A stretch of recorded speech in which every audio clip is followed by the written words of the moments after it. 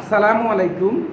যাদের কথা বলার ধরন সুন্দর, যারা শুদ্ধ ও সাবলীলভাবে উচ্চারণ করতে পারে, তাদের গ্রহণযোগ্যতা এবং মানুষ তাদের কথা শুনতে উদ্গ্রীব থাকে।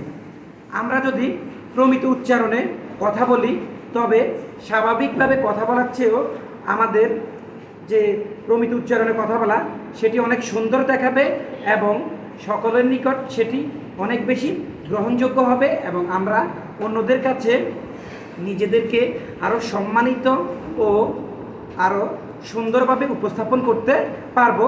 আজকে আমরা তেমনি কিছু শব্দ এবং সেই সকল শব্দের প্রমিত উচ্চারণ নিয়ে আলোচনা করব, যেগুলো বানান এর মতো উচ্চারণ নয়।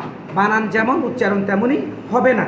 যেমন এখানে লিখা রয়েছে এ ক, তো বানানের মতো যদি আমরা উচ্চারণ করতাম তাহলে এটার উচ্চারণ হতো এক, কিন্তু এক হলো ভুল উচ্চারণ। প্রমিত উচ্চারণ হবে এক। অ জফলা আকার ক হলন্ত, এটা শুদ্ধ উচ্চারণ হবে বা প্রমিত উচ্চারণ হবে এক। বানানের মতো উচ্চারণ হবে না, এক উচ্চারণ করলে ভুল হবে। তেমনি ভাবে যদি আমরা একলা বলি তাহলে এটা ভুল, এটা শুদ্ধ উচ্চারণ হবে একলা। একলা না একলা। তেমনি ভাবে আরেকটি শব্দ একশো না, একশো যদি বলি বানানের মতো যদি উচ্চারণ করি তাহলে হবে একশো, কিন্তু এটা প্রমিত উচ্চারণ নয়। শব্দটি প্রমিত উচ্চারণ হবে একশো। একশো, বা যদি এখানে যদি আমরা এই ক তালবস্য ত লিখতাম তাহলে এখানে উচ্চারণ হতো একশত। এখানে একটি শব্দ রয়েছে যে যদি আমরা বানানের মতো বলি, আমরা সচরাচর এটি ভুল করে আমরা বলি যে চাকর, চাকর বলে থাকি। চাকর শব্দের প্রমিত উচ্চারণ হবে চাকর। চাকর না চাকর। এইরকম আরেকটি শব্দ হলো আমরা সচরাচর একে অপরকে বলি যে পাগল। শব্দটি কিন্তু পাগল না, এটা প্রমিত উচ্চারণ হবে পাগল। পাগল, পাগল না। এই শব্দটি আমরা অত্যন্ত গুরুত্ব দিয়ে শিখার বা বোঝার চেষ্টা করব।